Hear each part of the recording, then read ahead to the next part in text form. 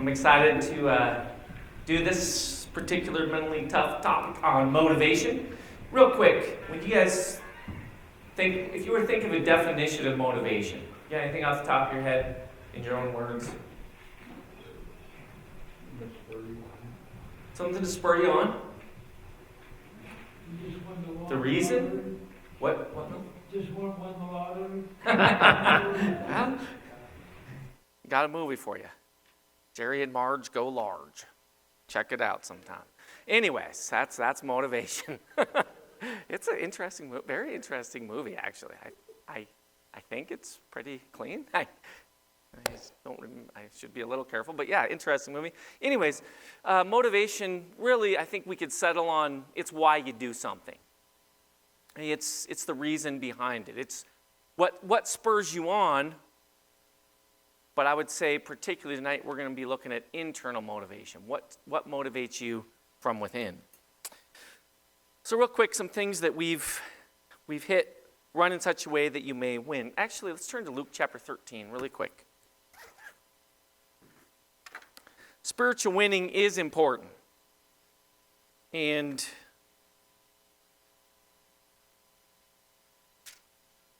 the reality of it is, winning is not normal. Losing is normal. Okay? Winning is, we'll just say, extraordinary. In Luke chapter 13, verse 24, Jesus said, "Strive to enter by the narrow door. For many, I tell you, will seek to enter and will not be able." Did you guys read this? I don't remember today, yesterday. I've read it in the last couple days somewhere. But this is, you have to strive to enter. Not everybody's going to make it. Matter of fact, a lot of people want to make it and aren't going to be able to. So spiritual winning, it's essential that we commit ourselves to this. And so along the way, we want to run in such a way that we may win. The ability to change your emotional state is mental toughness. That's the definition for this course. Coping is for beginners. Mental toughness is for winners. We want to change whatever thing's necessary in our life to be able to win. And some of us, maybe there's big changes that we have to make in our lives to learn how to win. Some of us, maybe it's just fine-tuning to win, well, win big. Just put it that way, to win more for the Lord. The 4 energy states, you guys know these, high positive, high negative, low positive, low negative. Has this been on your mind at all the last few weeks? Kind of been just paying attention, like noticing which one you're in, and Lord willing, you've been making a commitment to, if you catch yourself in some of those negative ones, to be able to go through some processes, just being aware of it actually right now, to go through some of those processes to say, hey, this isn't a place I want to live, this isn't a place I want to stay, and shift out of that. We'll continue to go through more tools to help us. So last week we talked about attitude, developing a positive attitude, and positive emotion follows positive thought. And this is a really key thing. I'm thankful the way God made us. You can think the right thoughts to get the desired emotional result. Okay? And so last week, hopefully in your attitude, how many of you made a special effort in terms of attitude, keeping your attitude in the right place? And it's fun when you do that. In your own words, I won't make you say the exact definition we hit last week, but what is the essence of mental toughness? Anyone? It had this particular part has to do with attitude. The last half of it, maybe. If I put it up here, you'll see the whole thing. But so my attitudes and emotions are intimately connected, and I assume full responsibility for my attitudes. This is a good place to start. You are responsible for your attitude. Nobody else can make you have a certain kind of attitude. I have said most of my life, at least to myself, from the time I was young, is basically don't allow circumstances, Luke, to control your attitude. Rather, allow your attitude to control circumstances. Attitude can't always control circumstances, but I've noticed this substantially throughout my life when I first started being aware of this from when I was young. If when your attitude goes bad, if you allow circumstances to pull down your attitude, those circumstances will snowball worse and worse and worse. Your attitude makes it worse. When the ball starts bouncing against you, and you see this, and we just got done with March Madness, all the college tournament for the best basketball teams in the country. The ball bounces against every team sometimes. But teams that are able to keep their attitude up in the midst of that can seize the momentum back and get that ball bouncing for them. Whereas if your attitude tanks, that thing will just snowball on you. And so we want it snowballing in the right direction, and the attitude is the part that we can control. Tonight, I'm going to shift gears a little bit into motivation. And so what are the basic strategies is discover the source of your passion. You have to be able to know why you're here, why you're alive, why you do what you do. And as Christians, we have a great starting point because we all know that our purpose ultimately is to glorify God in our body.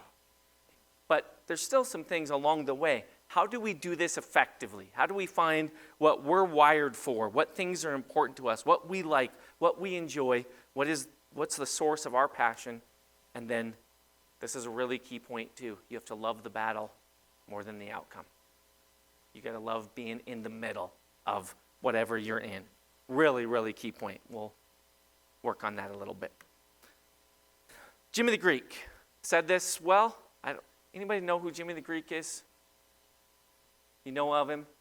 Yeah, I read about who he was, but I forgot. I think he was a poker player, but I'm not positive on that. Odds maker in Las Vegas. Okay, thank you, Bob. So he said, the thing I love best in the world is playing and winning. Who likes to play and win? From the time you were a kid. I like to play and win. Okay. But he said, second best is playing and losing. This is really important. Oftentimes, people don't like it when they lose. And if you don't like something so much when you lose that you don't enjoy it, you're missing out on something really important. Okay? Playing is fun. Winning just makes it better. And that's true in life. You have to enjoy whatever you're in the middle of, whatever you're competing in, whatever your performance is, whatever is required. Be in the middle of it, enjoy it. When you win, it makes it even more enjoyable. But in and of itself, participating in that is great. Anybody recognize this guy? Brian, who is this guy? Yeah, I don't mean the actor. Okay, what's the movie? Do you remember the movie? Sure, anybody Chariots of Fire, okay? Harold Abrams, and this is his girlfriend, she's just the way I had to put this thing up here. She's mostly out of the scene here, but this scene is actually important, okay? And that's why I picked the picture from this, because in this scene, in the movie, Abrams has just got beat for the first time in this race. Never actually happened in real life, but anyways, in the movie, he got beat in the 100 by Eric Liddell. And afterwards, he's sitting there with his girlfriend, and he's just down in the dumps. And he said, I won't run if I can't win. He's down being a big baby, really.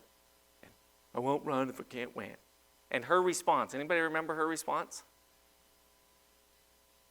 I like ladies sometimes, the way you guys just say stuff straight to the point. And she's like, you can't win if you don't run. Simple. That's very true. Okay? So, if I can't win, I'm not going to run. Well, wait a second. If you opt out of running, you just took off the table. There's no chance you're ever going to win. So you got to learn to enjoy running, enjoy the participation in it. There's quite a contrast in this movie, Chariots of Fire, between Harold Abrams and Eric Liddell. How many of you guys have seen the movie Chariots of Fire? Just so I know who I'm. Okay. It's a little slow-paced for the modern generation, but it's a really good movie, actually. But this contrast, what would you say, Harold Abrams, if you could boil down his motivation? Well, anybody have a way that they would describe Abrams, what his motivation was? Gold medal. Gold medal. He wanted that gold medal. And would you say that he's high positive or high negative, primarily? I think Abrams in this movie, the way he's portrayed at least, is high negative. He's got this chip on his shoulder of his Jewish background. He's got this chip on his shoulder. He's got to prove to everybody who he is. And even in the movie, it comes up towards the end. He says, I'm forever in pursuit, and I don't even know what it is I'm chasing. He says, 10 lonely seconds to justify my whole existence. He's got to run this 100 meters, 10 seconds. He says, I've known the fear of losing, but now I'm almost too frightened to win. This is where people end up if you're motivated negatively, okay? If you're motivated by fear, if you are chasing something you don't know. And then Eric Liddell, on the other hand, he's definitely I'll just use this term in a general sense, but a strong believer in God. He does go on to be a missionary in China, where he is killed in that. But along the way, he says, I know God made me for China, but he also made me fast. And he said, when I run, I feel his pleasure. And so the way he's portrayed this, he is loving doing it. He's in the middle of it and enjoying it. Big difference in the outcome. The joy comes from the playing. Winning makes it better, but it's always good with the right motivation. And this is, brother, I think it's really important in life. It's important in Christianity. Okay? If every day, let's just say your objective is to walk like Christ, to be like Christ, to live like Christ, the participation in that, the effort, the pursuit of that, isn't that fun? What if you fell short today? What if you were going for it and you fell and you crashed and burned and other people saw you and you didn't live up to the standard of Christ? Are you going to let that take you out and finish you off and say, if you can't win, I'm not going to run? A lot of people do that. Seriously. We got to be fun in the midst of this, going for it, participating, enjoying the process, enjoying going for it every day. So motivation, why you do something, has everything to do with performance. The inappropriate motivations make your journey nearly impossible. And I think a lot of people burn out on things because the motivation isn't right.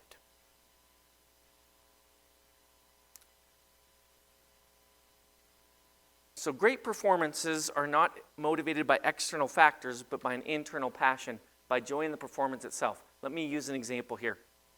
Let's say you have to, Chris Gothard, I've been picking on him lately, so I will again. Okay, you were going in for knee surgery. Okay, so I know it's done now, Lord willing, completely done. But when you went into knee surgery,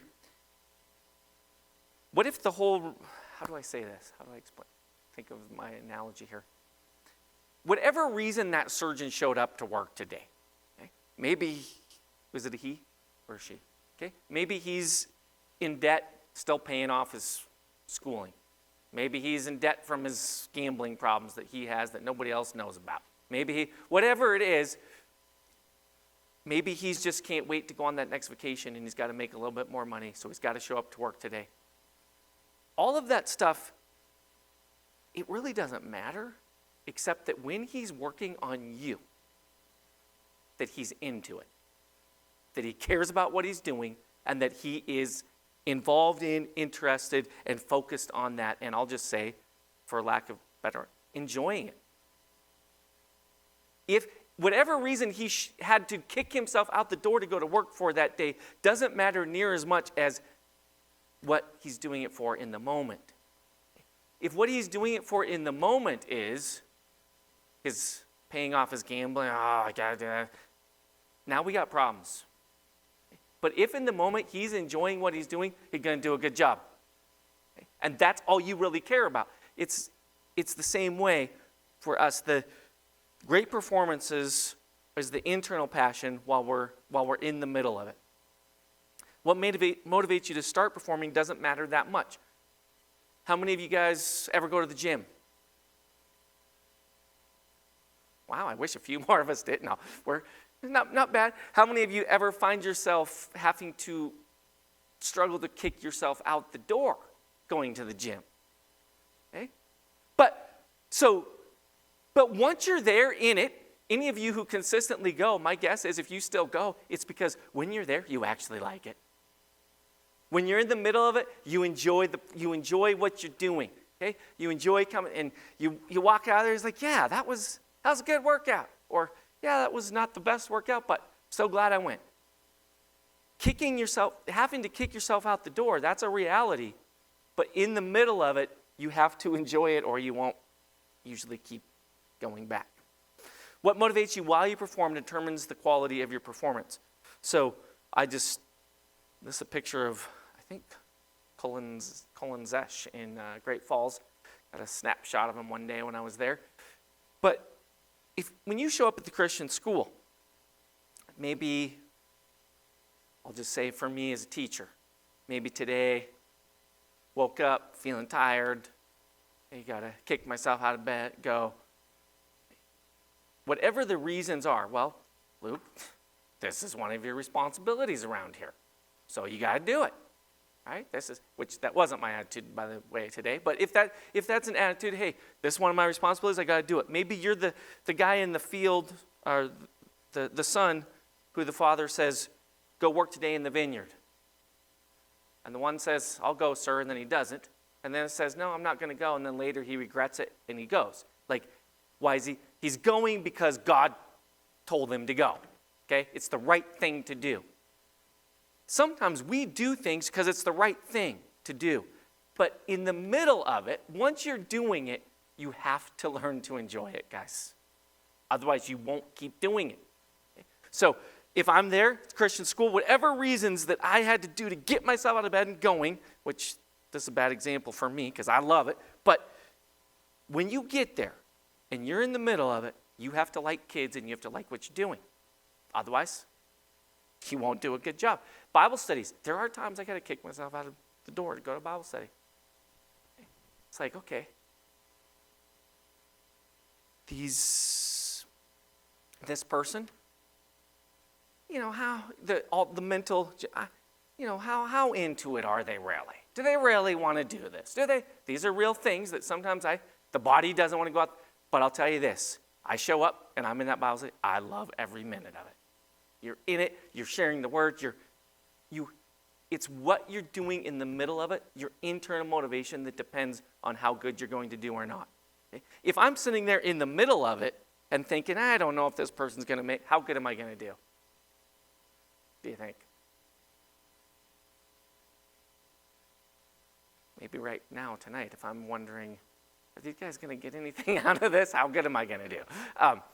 You have to enjoy it when you're in the middle of it. It's true for everything. So mental toughness, is the ability to summon the internal motivation necessary for being at one's best. And I will say this, it doesn't matter in your life why you have to kick yourself out the door. If it's finances, if it's love for your family, if it's to please God, kicking yourself out the door is a good thing. And sometimes you just got to. But in the middle of it, we got to learn to enjoy what we're doing. It's interesting, in the congregation in Billings has an interesting history. And somewhere, a number of us had to move away from the church building on 48th and Central. And we just started a small group of us, about 30. And over time, made disciples, had fun, growing out of this. First of all, we were meeting in a hotel, and then Bradshaw bought a house, gutted the house. We met in there till we're overflowing out of that. Then we went and rented this old AA place, and we're growing out of that. Somewhere along the line, though, in God's working, we were able to reunite with Don and Evie Love and a few others out there and be back united and come back out to that church building on 48th and Central. But the day, as this was going on, right before we all joined together, Julie and I and our family went out on a Lord's Day morning And I preached that day, and there was like eight or 10 people other than us. It was a really small group. But when I got up there and was preaching, and I at that point in time wasn't used to preaching to 8 or 10 people. When I got up there and was preaching, I loved every minute of it. Didn't matter if there was 8 people there, 10 people there. And afterwards, one of the husbands never did become a Christian. But of one of the ladies, he always came, but he came up to me afterwards. He's like, he was a big basketball guy. He's like, Luke, you always did fly high. And what he meant is he could tell my attitude, who I was, the way he was thankful to have me back. In the moment, it didn't matter. There's only 10 people there. You love what you're doing, and other people notice. It brings other people up along with you. Any comments you guys got so far? Tracking with me? Yeah, let's work on how do we have fun along the way. Yes, Mel. Give me a second. Gotcha. It really never occurred to me at one point here until you mentioned it. You were a long distance running cross country racer, okay? Yep. 10 seconds didn't mean that much No. in most cases. How do you train for a 10-second race when the length of your nose makes the difference as whether you win or not? That is an amazing question, Mel.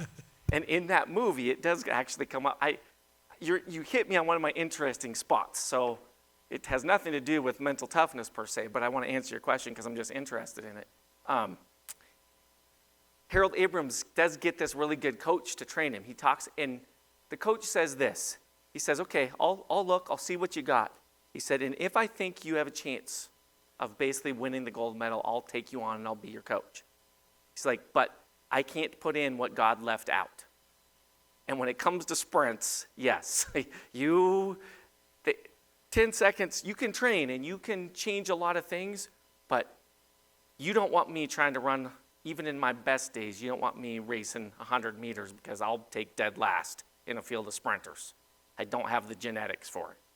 But this guy had the genetics, and then he was getting the training to be the best, to get that extra bit to be the best. Training for distance running was more fun because you just got to hurt more than the other guy. That's what it boils down to. And there's some talent too, don't get me wrong. But anyways, so each internal energy state has characteristic motivations that determine the focus and quality of the performance. Not surprising. If you can't shift your motivation to high positive, you won't be at your best. Here's the key point. If you're motivated simply by the outcome, you'll be playing the score, not the ball. And that is not a way to live your life, brethren.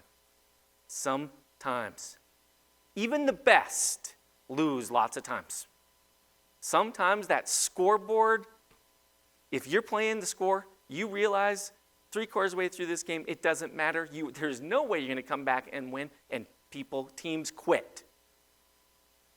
It's interesting to me, back in the day, when Bobby came and played for you, sometimes that I just remember a couple times your team getting beat, the Patriots getting beat by a fair amount. And Bobby came from a rough background and not used to winning in life. So the guy was still scrapping all the way to the end because it was nothing unusual for him, if you will. And so in life, we want to be used to winning. But guys, winning, the thing about the scoreboard is, the way I always told my kids is like, okay, that doesn't have to be the last game. It's the last game of the season. Well, it doesn't have to be the last season. It doesn't have. And in life, sometimes the scoreboard will get you down. But the way if you play the ball instead of the scoreboard, if you enjoy that, you are actually preparing to win in the future. So it's really important not to get over-caught up on the scoreboard. Yes, Matthew. Michael Jordan said, "I've never lost a game, I just ran out of time." that tells you a lot of his mentality. And you see it, successful teams, successful individuals, not just in sports, just easier to see in sports, but in life, do that. When you're motivated solely by outcome, you're dependent on something you cannot control. Even this book, guys, quoted this verse. Okay? Most of these verses I've just pulled in here, this book quoted this verse from Ecclesiastes. The race is not to the swift, and the battle is not to the warriors, but time and chance overtake them all, right? So sometimes the best don't win, is the point. So real quickly, just looking at these different, what some of these are. I know they're tough to read. So we'll start with low negative. The external motivation is to avoid further hassles or problems. No driving force because you're burned out. You have lost your passion. So basically you laid down and died, okay, internally. The high negative, well, we'll go to low positive first. The internal motivation is to remain at rest. No driving force at the moment. No passion, but the lack of passion is temporary. You're simply resting. There's a place for this. There are oftentimes I'm in this spot. Just state at rest. A body at rest tends to stay at rest. It's tough to get that going, but it's temporary. It's okay. High negative, the external motivation to prove something by the performance. So you are going to be judged by your performance. And so you got to go prove to everybody that you have 10 seconds to justify your existence, in the words of Harold Abrams. That's not a fun way to live your life. Driving force is the outcome of the performance to win, to not look bad, and the focus is either the past or the future. Anybody familiar with Caitlin Clark, the basketball player for Iowa, just tore it up this year? And set all these scoring records, amazing female basketball player. But some of the other coaches and players say, she can't ever be considered the GOAT, the greatest of all time, unless she wins a championship. And so they were asking her about that right before the championship game. Her team made it to the championship game. Just the fact her team made it to the championship game, they weren't as near as talented as across the board as some of the other teams. She got them there, but she basically said, this is going to be my very short version of it, is no. 40 minutes of anything is not going to brand me one way or another. It's not going to define who I am. And she has the right attitude. She's a high positive. The internal motivation to respond appropriately to the challenge of the moment. You can tell she loves the challenge. The driving force is excellence, quality, and personal satisfaction in doing your best, and the focus is on the present. Brother, we as Christians, we really can live in the moment like nobody else can. Our eternity is secure. We know that the Lord is with us. We know that the time is only going to run out when He says it runs out. And so we can key in on the moment and be our best. We can live in that high positive. Another motivation is fear. Fear of the consequences of performance. This is a big one. So again, you're not playing to win, you're playing to not lose. How many of you watched sitting on a couch somewhere watching a team and you can tell immediately when they shift into playing not to lose? They got the lead, they're trying to protect the lead, and instead of doing all the things that got them in a position where they got the lead, now they start getting ultra-conservative, playing not to lose, and what typically happens to them? They lose. The momentum gets lost, people start to freeze up, things get tight, and then you lose. It's not the way to live your life. So, at some point, your goal is not to perform well, but to avoid failure. And when that happens, you figure out the easiest way to avoid failing is to avoid performing. So you quit. Now let's apply this Christianity a little bit. Okay. I've used this example before in my life, but fear of failure is one of the things I've really had to work hard to overcome in my life. Okay. Very competitive, internally driven person. But to me, that competition came out in winning. Okay? So when I would say I've told you guys this, but would play my sister in the game of Stratego. And I felt like I won more often than not. But she would beat me sometimes. And just the fear, the possibility that I might lose. Most of the time when she asked me to play, I would say no. Because there was a chance. I'll just say 1 out of 4 chance. She was probably better than that. I'm just revisionist history. But in my mind, I thought I could win, but there was a chance that I could lose. And because there was a chance could lose, I wouldn't play. Oftentimes. Because that is not a way to live your life for Christ. Oftentimes, people do nothing in Christianity because of fear of failure. Romans 8:1 takes that away. There is therefore now no condemnation for those who are in Christ Jesus. You don't have to be afraid of failing. Relax, give it your best, and I will do the rest, is basically what God's saying. Okay, that's my paraphrase. But it's super important. If you are living by fear of failure, you will quit. Because I guarantee you, in this life, this life is filled with many failures. And if you're afraid to fail, you will quit. God says, he just takes that off the table. I'm with you. No condemnation for those who are in Christ Jesus. He doesn't ask us to be monks. He doesn't ask us to be nuns. He says, go for it. Go live for me, and I'll help you. You fall, I'll help you get back up. You crash and burn, I'll help. Wouldn't God rather have Christians going for it and sometimes crashing and burning than people who are so terrified that they don't do anything? So that would be high negative, which then turns into low negative, and you quit. If you're motivated by fear, it's safer to sit on the bench than to be in the game where you might miss the shot. Because Christianity is not a spectator sport. It's a participation sport. God wants us all in the game. And God trusts us. And he's gonna pass the ball. It was kind of, I don't know. I don't have probably time to go into all the stories, but if you're in a basketball team, okay, my son Caleb was a point guard, and he was on this basketball team, I think freshman year, maybe 8th grade, I don't remember. But when you're playing point guard and there's somebody open, you pass the ball to him. And that person consistently struggled to be able to execute after receiving the ball. And the coach actually told Caleb, it's like, you're the point guard. You got to pay attention. You're not supposed to pass. You can't pass to that guy. Now, Caleb was a freshman, and he did need to work sometimes on being a respectful guy. But Caleb's question basically is, well, no. If I see a guy open, I'm passing the ball to him. If you don't want me to pass the ball to him, don't have him on the court. And guys, this is the way God is. He places the members in the body as he desires.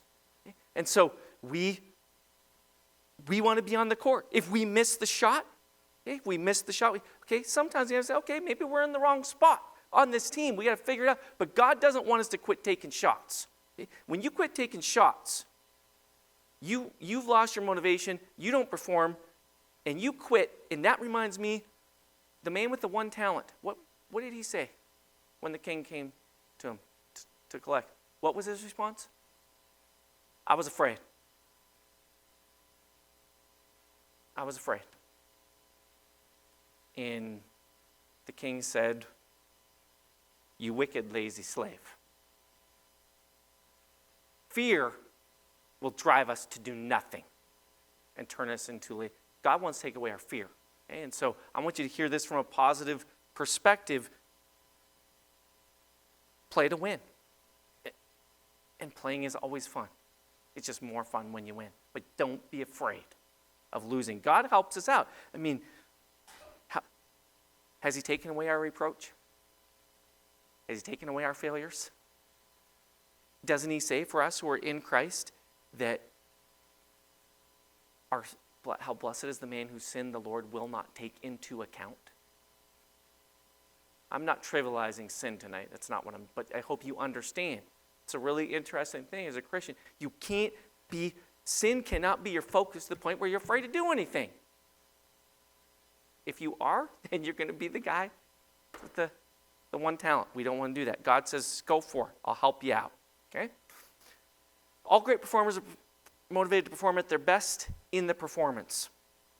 Sports professionals, good doctors, money doesn't perform them while they perform. Wouldn't that be, can you imagine I don't know baseball, so I'll just put one of these batters up there, and while the ball is coming, is he thinking, okay, if I hit this, my average goes up to da-da-da-da, and if my average goes up to, then I'll be able to ask for more money, and that's not what they're thinking in the moment of it. They might have thought that last week, but when they're there in the moment, they are seeing that ball. They're watching that come down, and they are having fun with the challenge of hitting that ball that's coming to them. Harry Helmsley, $5 billion in real estate, and he said it's the deal that's fun. Any of you ever hung out with Mikkel Burry very much? Okay. One thing about Mikkel Burry, it's the deal that's fun. Whatever the deal is, it's the deal that's fun. That's the way the guy lives his life. And I really admire that. Mikkel's one of my guys I like to be around because it's the deal that's fun. And that's the way I want to live my life. Whatever you're in, enjoy it. Anybody recognize this computer? End of world procedures, disk volume 254, panic, liquidate assets, stockpile food. That part isn't on. It's the only picture I could find of this kind of computer. Okay? Anybody recognize this? What was it, Jeff? An Apple. Okay, one of the first ones, right? Did you guys know that the Apple computer came out of this group that was called the Homebrew Computer Club? Okay? And the Homebrew Computer Club had no intention initially of making money with it. Like there was no money in the computer world right then. Nobody cared about it. Nobody had, they were interested in it. And so they're fiddling around, putting stuff together, soldering stuff. And he says, Stephen Wozniak, I don't know if I'm pronouncing that right, but you guys recognize him as one of the big Apple founders. The Apple I and II were designed strictly on a hobby for fun basis, not to be a product for a company. They're having fun. As a hobby, doing what they want to do. So you got to love what you're doing when you perform. There is a time to consider the consequences or outcome of a performance. That time is before, not during the performance. It is worthwhile figuring out, do I want to live in heaven or hell? That's worth figuring out, right? Just put it in really simple terms. And we wanted to live in heaven. We wanted to live with God forever. We didn't want to go to hell. And so we chose to become Christians. And that's a good thing to think about and to know, and sometimes you got to review and come back to that. Where do I want to end up? Where do I want to live my eternity? But in the moment, guys, we are trusting the process. Once the goals are set, the process becomes most important. And it's true in anything.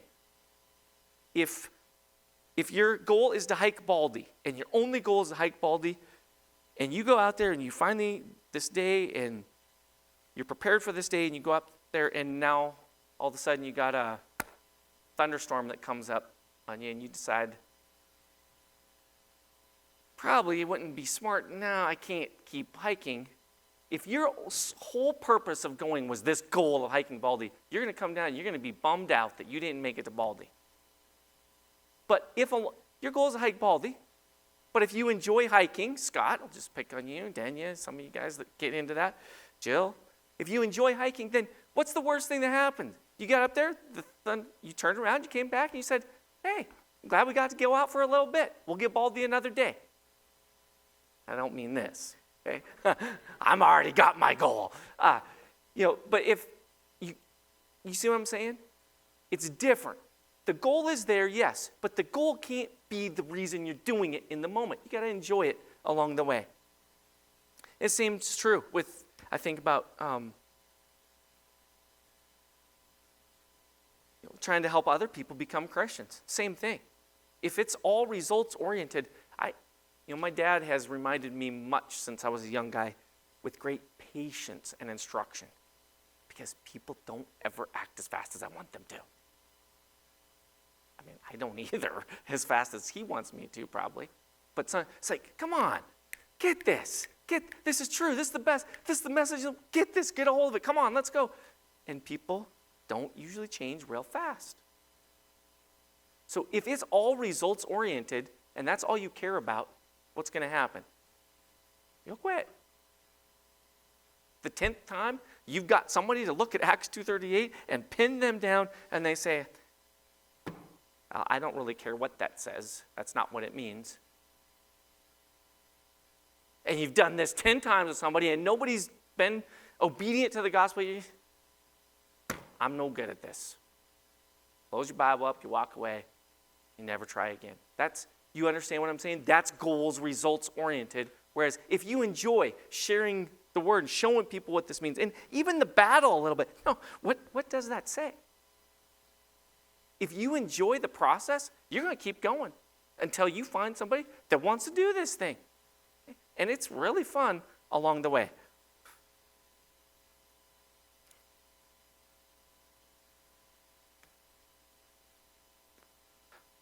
You guys recognize this at all? Yeah, Tom Sawyer and Huckleberry Finn. You aren't always performing in every career. I would say anything you do has its routine moments that are sometimes challenges to like some of the routine. Okay, Braden, you're getting your degree in what? Computer science. Okay, are there ever classes that you have to take that aren't immediately applicable to computer science that you have to grind through to get to what you want to do? That's life. That's life. I don't care what it is you do. Nick, do you enjoy owning and running an electrician company? Are there ever things along the way that you have to do that aren't necessarily things that you particularly enjoy every day? But those things you do to be able to do the things you want to do. It's just there's stuff sometimes, guys, that comes along with it. So along the way, those routine moments, those things that sometimes you try creating a play frame for the routine. In other words, you try to find ways to have fun in the things that aren't naturally fun for you, to be able to do the things you really like to do. And so an example for me, well, if you keep on, it keeps you on the positive side of the chart, and then you can easily transition to high positive when a challenge arises. So if I'm teaching Algebra 1, how much do you think I learn from the Algebra 1 book at this point in time in my life? I've taught Algebra 1 a lot of times. So it's routine. It could be boring, right? Like, okay, get x by itself, one side of the equation. How do I get x by itself? Same stuff over and over. I love it. You know why I love it? It's not because I love talking about x and how do you get x by itself. It's because I want to see how does this person, whoever this person is, how do I help the math get into their brain and them understand? For me, it's the person that's fun. I like people. So that's, for me, the fun part of it. I like math too. I do like math. But I like people more than math. Some people might like math more than people. So okay, let me see. They might find a new way to talk about how X gets, I don't know. But for me, the part that makes it fun is this person, how do I help the light bulbs go off in their head in math? And you know, it's exactly the same for me when I Bible study with people. I don't know how many times I've been through Proof That the Bible is the Word of God, the booklet. Rarely do I learn something new. Sometimes somebody asks me a question, I don't know the answer to it. I'm like, I got to go figure that out. Rarely do I find something new. What makes it interesting to me is the person.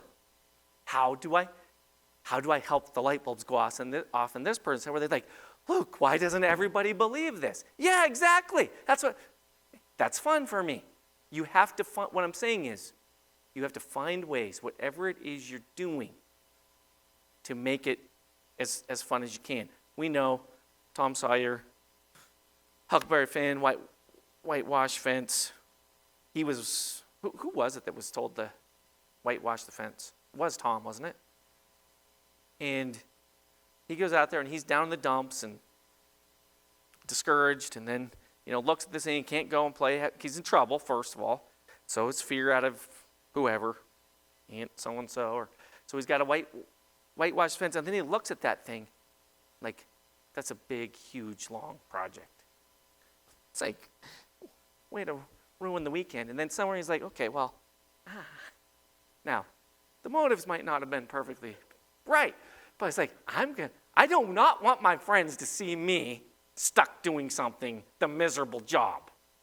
So I want to pretend like this is really fun. Hey, yeah. And then they come by and they see him have the illusion. He's created such a play frame that the illusion looks like it's really fun. And pretty soon, other people are, I think, paying him for the opportunity to whitewash the fence. Hey, guys, there's actually something really true about this. If you have fun doing what you do, other people will want to help. It's true. And so we, as Christians, we want to live our lives this way. Sometimes a play frame doesn't work. It's not that simple. What you are doing, you don't like. Okay? Athletes who aren't hungry anymore, businessmen who are burned out, etc. There's a signal you should take a break, relax for a little while. Sometimes you need to. This mental fatigue is almost always accompanied by physical signs, backaches, headaches, chronic illnesses. We don't necessarily mean serious, but it means like they linger, they stay there, okay?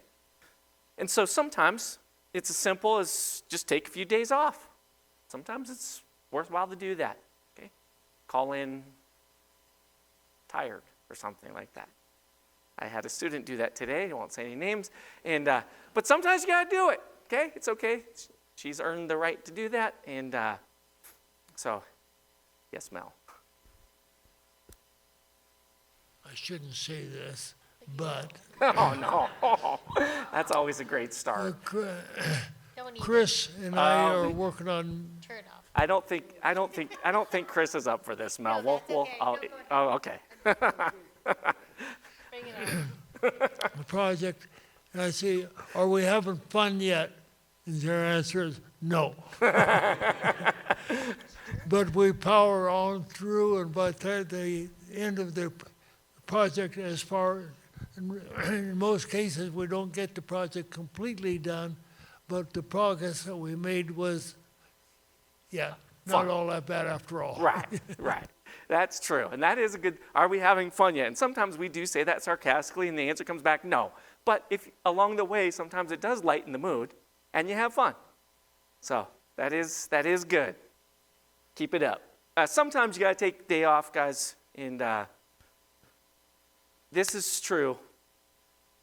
No matter how successful you are, there is danger of losing motivation if your environment is wrong. So I'll just give a couple of examples.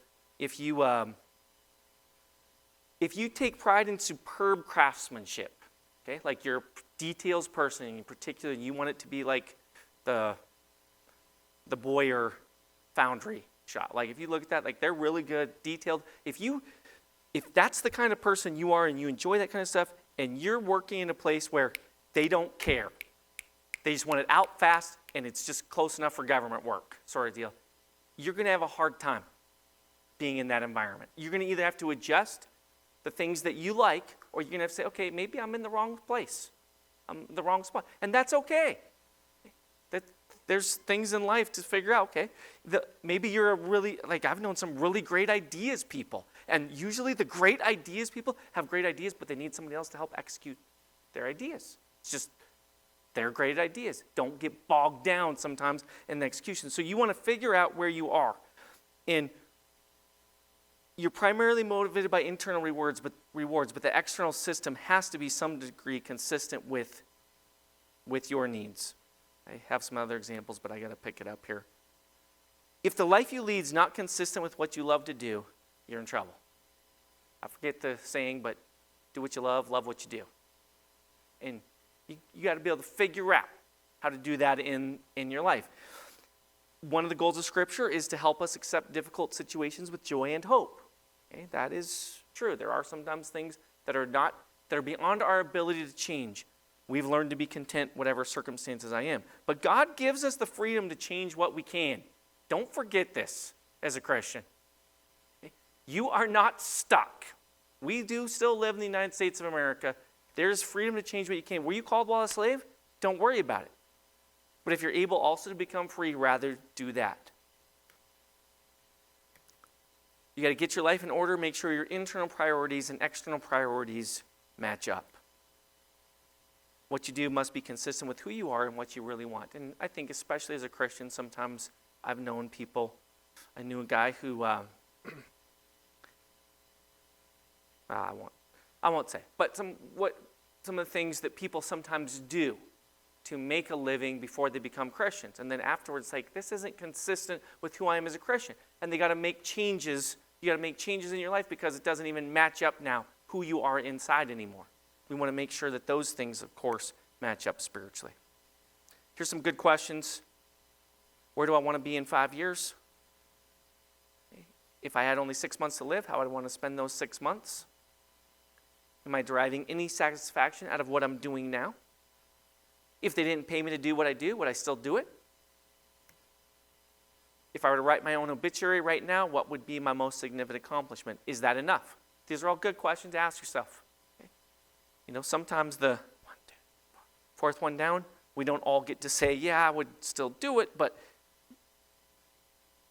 hopefully there's some things you do that you would still do no matter what. You don't get paid for it. You set the goal when you dream, when you imagine what you could be. That's your ultimate motivation. And then you start to analyze your goal. You generally restate it. A lot of people want financial independence, but when you actually break it down, financial independence, they think that's what they want. What they really want is to be able to travel. Well, fine, you can get a job where you don't need financial independence. You can travel doing your job. That's just one example. I don't have time to go through that, but you can see sometimes your goal, what you think it is, isn't really what it is. So be willing to challenge yourself to say, okay, what do I really want?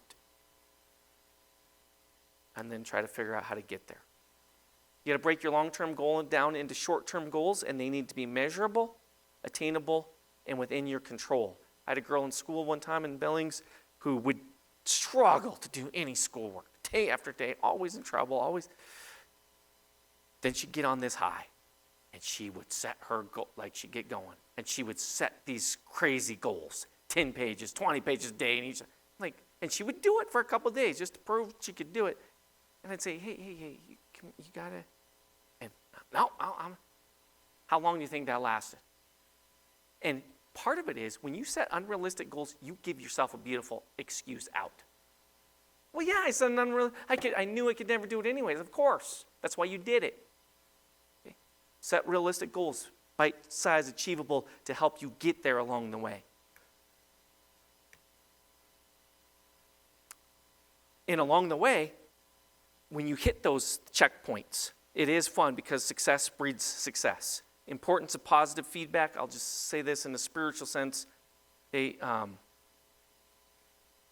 People that have negative feedback and negative self-feedback, you kill yourself. Okay? So people that enjoy success and they say the right things and focus on the good shots, that kind of stuff, they took professional tennis players and a bunch of them were saying, it's like, you dumb to yourselves, you dummy, a 4-year-old. They're like, guys, you got to change your feedback mechanism. Focus on the good shots that you make and start talking and living off of that. We know Philippians 4:8, we hit that last week. Focusing on what they were accomplishing instead of mistakes. I will say this. There are plenty of people in the world, and unfortunately sometimes in the church, who will give you all the negative feedback that you need and then some. Okay? Do not contribute to that yourself. Okay? You can be real before God. And you need to be real before God. But that does not mean negative feedback. You're honest with God about mistakes you've made, and then, well, you guys have heard me say before, confession of sin is this much of my prayer life. God wants you to see the victories that He is doing in you and through you, and that's where He wants you to live your life. Your self-talk, the positive feedback, the success that God is doing, you want to see that, lock into that, and run with that. Viktor Frankl, I think Steve Doty's the first guy I remember locking in about Viktor Frankl. I've read his book, Man's Search for Meaning, as well. I've read the interesting part. The psychiatric science stuff at the end, I wasn't that interested. But this guy lived through the Nazi prison camps, and he concluded the essence of human life is the search for a personal meaning, a motivation that fuels every other aspect of existence. Brethren, we as Christians have this. Okay? What everybody else is searching for, we have in Christ. Nietzsche, who I do not agree with at all in most of his philosophy, but that's a good statement. If we have our own why of life, we shall get along with almost any how. And that's true. You got your why. The circumstances don't matter. You are going to do it, and you have fun along the way because you know your why. Jay Wilson, purpose puts power in living. Very true. And his book, Cleansing the Inside of the Cup, that he has a whole chapter to on this topic and really keys in on ultimate purpose. It's worth all of us putting some thought into, what is my ultimate purpose in life? What is this that lives beyond me? Caden shared with me a text or a quote the other day that said, from a guy, it says, happy is the man who dies with unfulfilled dreams. And I like it. He's like, what do you think about this?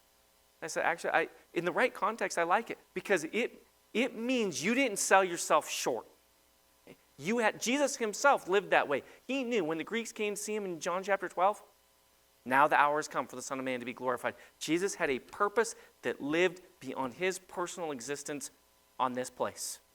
That's an ultimate purpose, and that puts power in your life. Jesus said, seek first his kingdom and his righteousness. All these things shall be added to you. Let's find the purpose. And next week we'll be on visualization. So hope you guys are getting some benefit out of this. I know it's a good reminder, review for me to just keep things the right place, live in the right area, and be the best we can be for the Lord.